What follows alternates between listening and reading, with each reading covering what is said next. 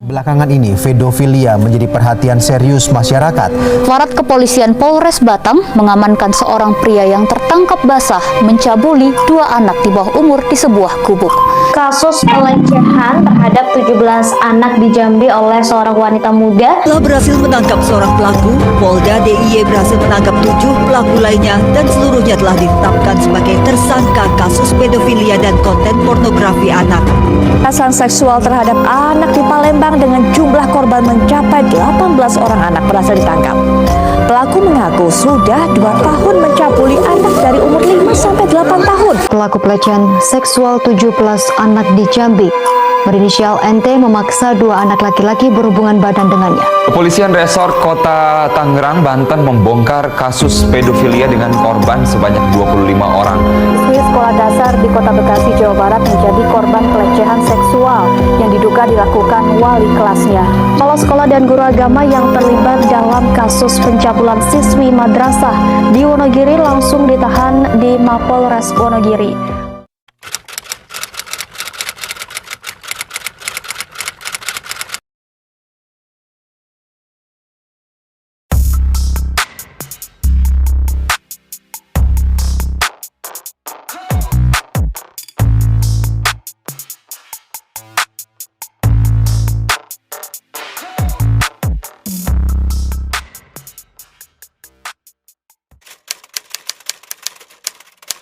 Dari diskusi tersebut, dapat saya simpulkan bahwa pedofilia dan pelecehan seksual terhadap anak umumnya dipandang sebagai moral yang salah dan abnormal oleh masyarakat. Namun, tak jarang juga terdapat masyarakat yang malah pro akan pedofilia.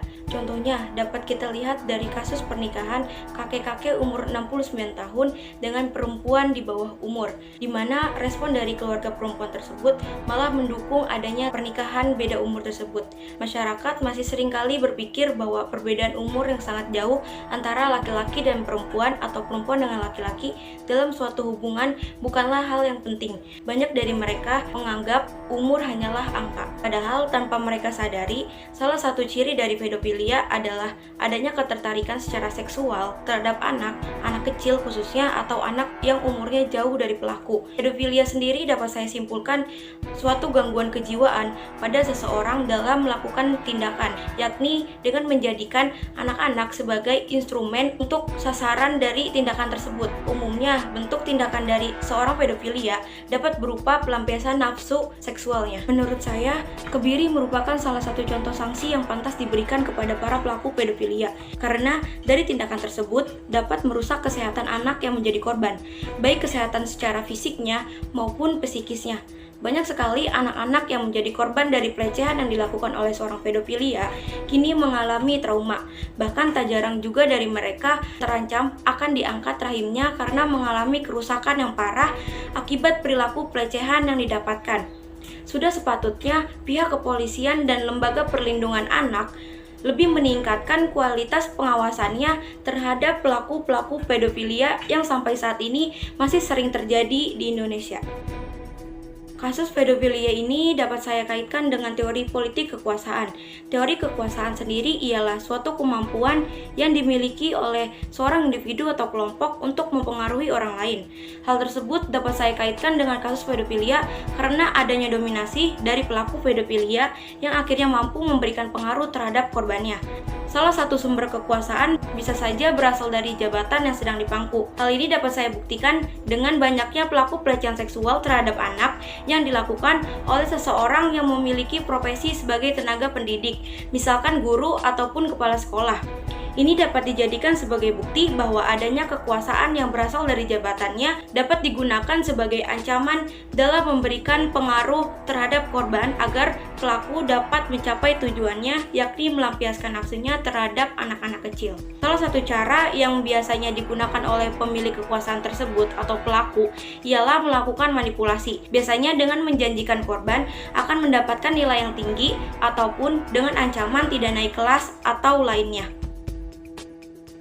Dari kasus pedofilia di Indonesia ini dapat dilihat melalui dua pandangan, yakni pandangan negatif dan positif atau dipandang sebagai kelebihan dan kekurangan.